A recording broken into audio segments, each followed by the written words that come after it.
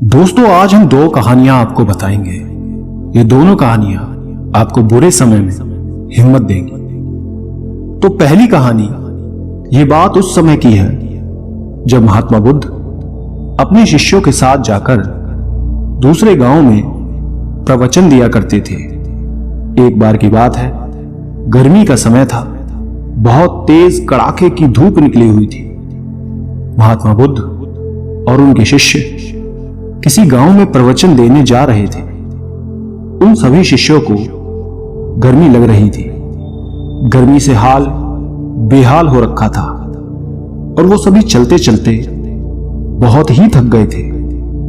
महात्मा बुद्ध के प्रिय शिष्य अब आनंद के मन में भी सवाल उठ रहा था। अंत में उन्होंने महात्मा बुद्ध से कहा, गांव कब आएगा और यहां से कितनी दूर है, हम थक गए हैं। तो वहीं खेत में एक बूढ़ा व्यक्ति काम कर रहा था। आनंद ने उस व्यक्ति को देखकर बुद्ध से कहा कि चलिए हम उनसे दूरी पूछ लेते हैं। बुद्ध ने हामी भरी और साथ चले गए। आनंद ने बूढ़े आदमी के पास जाकर पूछा कि यहां से आने वाला गांव अभी कितनी दूर है। बूढ़े व्यक्ति ने कहा कि यहां से वो गांव अब कुछ ही दूरी पर है, आप जल्दी पहुंच जाएंगे। ये कहकर वो व्यक्ति बुद्ध की तरफ देखकर मुस्कुराने लगता है। बुद्ध भी उस बूढ़े व्यक्ति को देखकर मुस्कुरा देते हैं। आनंद को यह समझ नहीं आया कि वो लोग क्यों मुस्कुरा रहे हैं, इसका कारण क्या है। मैंने भी ऐसी कोई बात नहीं की कि जो ये लोग मुस्कुराएं।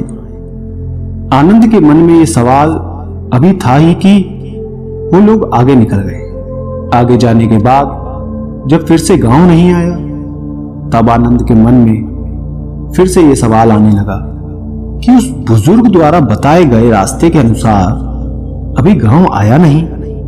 फिर रास्ते में आनंद को एक और महात्मा मिल गए।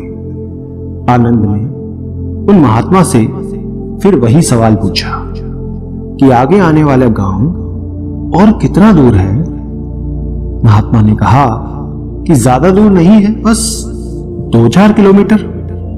ये सुनकर आनंद ने मन ही मन सोचा कि अब तो पहुंच ही जाएंगे, पास में ही है। और फिर तभी दोबारा से महात्मा बुद्ध रास्ते में मिले। महात्मा को देख थोड़ा सा मुस्कुरा देते हैं और महात्मा भी गौतम बुद्ध को देखकर थोड़ा मुस्कुराने लगे। और फिर से एक बार आनंद के दिमाग में वही सवाल उठने लगता है कि आखिर दोनों के आपस में मुस्कुराने का कारण क्या है। परंतु वो लोग आगे बढ़ने लगे। काफी आगे बढ़ने के बाद गांव नहीं आता है। अब आनंद ने एक बूढ़ी माता से फिर पूछा कि गांव कितनी दूर है। बूढ़ी माता ने कहा कि बस कुछ कदम दूरी शेष है, आप गांव पहुंच ही गए। और एक बार फिर से वो बूढ़ी औरत और बुद्ध एक दूसरे को देखकर मुस्कुराने लगे। आनंद ने फिर ये सब देखा, लेकिन वो उस समय कुछ ना कहकर आगे बढ़ गया। अब भी गांव आने में समय था। आनंद की सब्र का बांध अब टूटने लगा था। वो समझ नहीं पा रहा था कि हम गांव पहुंच क्यों नहीं पा रहे। वो रास्ते में रुक गया और कंधे पर रखे सामान को क्रोध में आकर फेंक देता है और अंत में महात्मा बुद्ध से कहता है कि वैसे तो आपने कहा है कि बेकार के प्रश्न नहीं करने चाहिए, लेकिन फिर भी मेरे मन में काफी देर से एक सवाल परेशान कर रहा है और मुझे खाए जा रहा है। कृपया कर आप मुझे उसका उत्तर दे दें। बुद्ध ने कहा कि पूछो, क्या पूछना। आनंद कहते हैं कि हम जिससे भी रास्ता पूछ रहे वो हमें बस थोड़ी दूर कहकर आगे बढ़ाए जा रहा है, और आप कभी उन्हें देखकर मुस्कुराते हैं तो कभी उन्हें देखकर हंसते हैं, और वो भी आपको देखकर हंसते हैं। इस चीज को कृपया मुझे समझाइए और ये भी बताइए कि कहीं हम गलत रास्ते पर तो नहीं चल रहे। तभी गांव ना आ रहा हो और इतना समय लग रहा है। बुद्ध आनंद की बात सुनकर कहते हैं कि आनंद, हम बिल्कुल सही रास्ते पे जा रहे हैं और जिस रास्ते से हम गांव जा रहे हैं वहां के लोग मुझे जानते हैं, क्योंकि मैं पहले भी इस गांव में जा चुका हूं और मुझे इस राह की दूरी भी पता है और यहाँ के लोग भी ये बात जानते हैं और इसलिए वो लोग फिर से मुझे जाते देखकर पहचान कर मुस्कुरा रहे हैं। और जिस तरह हम लोगों को उनके लक्ष्य प्राप्ति के लिए उन्हें उपदेश देते हैं और उन्हें अपने जीवन के पथ पर सफलता हेतु निरंतर चलने को प्रेरित करते हैं, ठीक बिल्कुल उसी तरह राह में मिले हर एक व्यक्ति हमें हमारे कार्य पथ, हमारे मंजिल की ओर निरंतर बढ़ते रहने का उपदेश और राह देते जा रहे हैं, ताकि हम अपनी मंजिल तक सही समय पर पहुंच सकें। बुद्ध की ये बात सुनकर आनंद मुस्कुरा उठे और सभी एक बार फिर से गांव की ओर निकल पड़ते और कुछ समय बाद वो लोग वहां पहुंच जाते हैं। इसलिए दोस्तों, जिस तरह बुद्ध और उनके शिष्य को रास्ते में कई लोग मिलते हैं जो उन्हें मार्ग जाने के लिए प्रेरित करते हैं, ठीक उसी प्रकार हमारे जीवन में भी हमें किसी न किसी रूप में प्रेरणाएं मिलती रहती हैं। बस फर्क ये है कि हम उसे पहचान पाते हैं या नहीं। हमेशा याद रखें दोस्तों, जीवन में आगे बढ़ने के लिए अवसर हर किसी को मिलता है। ये हमारे ऊपर है कि हमें उस अवसर को पहचान कर आगे बढ़ना है और हाथ आए मौके को हाथ से जाने नहीं देना है और साथ ही हमेशा अपनी मंजिल के प्रति धैर्य बनाकर रखें। बेशक उसे मिलने में समय लगे, कठिनाई का सामना करना पड़े, लेकिन एक ना एक दिन वो मंजिल जरूर मिलेगी और जब हम उसे प्राप्त कर लेंगे तो सभी मार्ग से मिली कठिनाई को भूल जाएंगे और उस जीत की खुशी को महसूस करेंगे। इसलिए धैर्य और शांति बनाए रखें। ये सफलता की सबसे महत्वपूर्ण और बड़ी कुंजी है। दोस्तों, दूसरी कहानी है, बहुत समय पहले की बात है। महात्मा गौतम बुद्ध जब भी भिक्षाटन के लिए जाते थे तब आम लोग उन्हें भिक्षा में अनाज तो देते थे या फिर जिसका वो जो सामर्थ्य होता था वो अपने हिसाब से उन्हें भिक्षा देते थे। और साथ ही यदि किसी के मन में कोई सवाल होता था तो वो बुद्ध को रोक के उनसे पूछ लेते थे। एक बार ऐसे ही महात्मा बुद्ध भिक्षा लेने के लिए एक गांव में गए। उस गांव के लोगों ने उन्हें भिक्षा दी। तभी एक व्यक्ति वहां पे आया और बुद्ध को भिक्षा देकर कहा, प्रभु, मेरे मन में एक सवाल है जो काफी समय से चल रहा है, मुझे आपसे उसका उत्तर चाहिए। बुद्ध ने कहा, पूछो। उस व्यक्ति ने कहा, हम सभी के जीवन में सुख दुख उतार चढ़ाव लगा ही रहता है। हम सभी अपने जीवन की उलझनों में इतना उलझे रहते हैं कि उसे करीब से समझ ही नहीं पाते, न जीवन जी पाते हैं, बस दौड़ते भागते रहते हैं अपने घर की जिम्मेदारियों के प्रति, अपने सपनों के प्रति। परंतु जब हम उसमें असफल हो जाते हैं तो खुद को कोसने लगते हैं। हमें ये जीवन व्यर्थ लगने लगता है। हम लोगों की बातों में आ जाते हैं।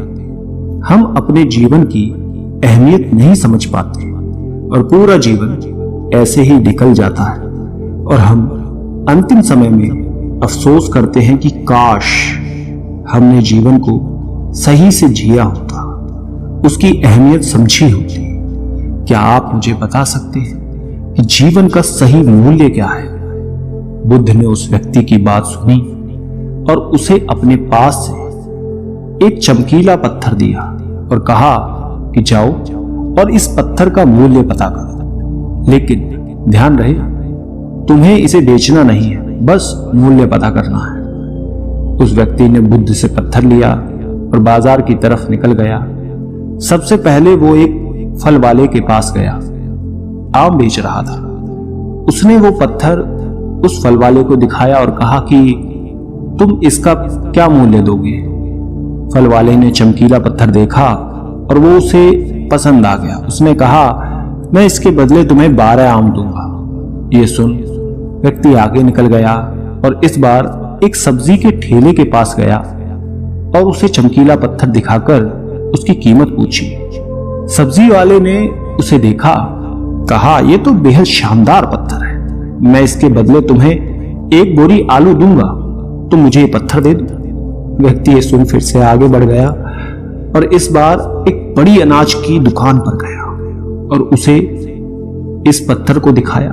दुकानदार पत्थर को देखकर कहता है, ये इतना प्यारा पत्थर है, मैं इसे रख लेता हूं और इसके बदले तुम्हें 5 अनाज की बोरी दूंगा। व्यक्ति 3 जगह घूम चुका था। उसे हर जगह उस चमकदार पत्थर के अलग अलग मूल्य को जानकर हैरानी हो रही थी कि भले एक पत्थर का इतना मूल्य कैसे हो सकता है, इन्हें इसमें ऐसा क्या दिख रहा है। उसके बाद वो व्यक्ति एक सोने चांदी के व्यापारी के पास गया और सुनार को पत्थर दिखाया और उससे इसका मूल्य पूछा। सुनार ने उस पत्थर को देखा और कहा, तुम मुझे ये पत्थर 20 लाख में बेच दो। वो व्यक्ति ये सुनकर हैरान था कि एक पत्थर की इतनी कीमत, पर उसने सुनार को बेचने से मना कर दिया। तो सुनार ने कहा, भाई 50 लाख में बेच दो। व्यक्ति ने फिर भी कुछ नहीं कहा। वो इतनी कीमत जानकर एकदम आश्चर्यचकित था। उसके मन में कहीं ना कहीं लालच भी आ गया था उसे बेचने के लिए, लेकिन उसे बुद्ध की बातें याद थी, इसलिए उसने वहां वो जताया नहीं। फिर सुनार ने खुद कहा कि तुम ही बता दो इसकी क्या कीमत तुम लोगे। उसने कहा कि मुझे माफ कर दो, मेरे गुरु ने इसे बेचने से मना किया है। और ये कहकर वो आगे चला जाता है। आखिर में वो व्यक्ति एक जौहरी के पास पहुंचता है। जौहरी उस पत्थर को देख उसे रूबी के रूप में पहचान लेता है। उसने उस पत्थर के सामने एक लाल कपड़ा बिछाया और उस बेशकीमती रूबी की एक परिक्रमा लगाई और माथा टेका। फिर जौहरी उस व्यक्ति से पूछता है, कहां से लाए हो भाई ये बेशकीमती रूबी? आप सारी कायनात, क्या सारी दुनिया बेचकर भी इस अनमोल पत्थर की कीमत नहीं लगा सकते? ये सुनकर वो व्यक्ति हक्का बक्का रह जाता है और भागकर वापस गौतम बुद्ध के पास जाता है, उनके चरणों में बैठ जाता है, पूरी कहानी बुद्ध को बताता है और अंत में कहता है, महात्मा कृपया करके अब आप ही मुझे मानव के जीवन का मूल्य क्या है वो बताएं। बुद्ध उस व्यक्ति को उठाते हैं, मुस्कुराकर कहते हैं कि वो फल वाला जो आम का व्यापारी था, उसने पत्थर की कीमत 12 आम लगाई। सब्जी वाले ने 1 बोरी आलू कीमत लगाई। अनाज व्यापारी ने 5 बोरी अनाज, सुनार ने 50 लाख और अंत में जहां तुम गए उस जौहरी ने इसे बेशकीमती माना। ठीक उसी प्रकार तुम्हारे जीवन की भी यही स्थिति है। बुद्ध कहते हैं, तुम भी एक हीरा ही हो, लेकिन फिर भी लोग तुम्हारी कीमत अपनी सोच, औकात, अपनी समझ और अपनी जानकारी के हिसाब से ही लगाएंगे। तुम अपना जीवन अपने हिसाब से जियो, अपनी खुशी से जियो, वर्तमान का आनंद लो। किसी भी चीज के पीछे बेकार में भागना बिल्कुल व्यर्थ है। अपनी जिम्मेदारियों को समझो, तब तुम उसे खुशी से पूरा करोगे। अपने सपने, अपने लक्ष्य के प्रति आगे बढ़ो, कदम बढ़ाओ, कोशिश करो, सफलता जरूर मिलेगी और आप अपने जीवन से स्वयं संतुष्ट भी हो जाओगे। बुद्ध की बातों से व्यक्ति का एकदम मन शांत हो गया था। उसमें अलग ही एक ऊर्जा आ गई थी। वो बुद्ध के चरणों को स्पर्श करके चुपचाप वहां से चला गया, उन्हें धन्यवाद कहकर। वो बुद्ध की बातों से बहुत प्रभावित हो गया था। उसे आज अपने जीवन का मूल्य समझ में आ गया। अब वो अपना मानवीय जीवन श्रेष्ठ कार्य में लगाना चाहता था। दोस्तों, हमें भी अपने जीवन और प्रतिभा का मूल्यांकन खुद करना चाहिए और पूरे आत्मविश्वास के साथ कोई काम करना चाहिए। अपने जीवन में हर वक्त शिकायत करने की जगह जो है उसी में अपनी खुशी देखनी चाहिए। फिर देखना जीवन आपको बोझ नहीं प्यारा लगेगा और तभी आप अपने जीवन से खुश और संतुष्ट हो पाएंगे पूरी तरह और जीवन का आनंद ले पाएंगे। अब ये आपको तय करना है कि आप खुद को कैसा बनाना चाहते हैं, 12 आम लायक कामयाब या बेशकीमती हीरा। ये निर्णय केवल आपका है, आप खुद लें। दोस्तों, क्या समझा आपने दोनों कहानियों से? कमेंट में नीचे लिखकर जरूर बताना। धन्यवाद।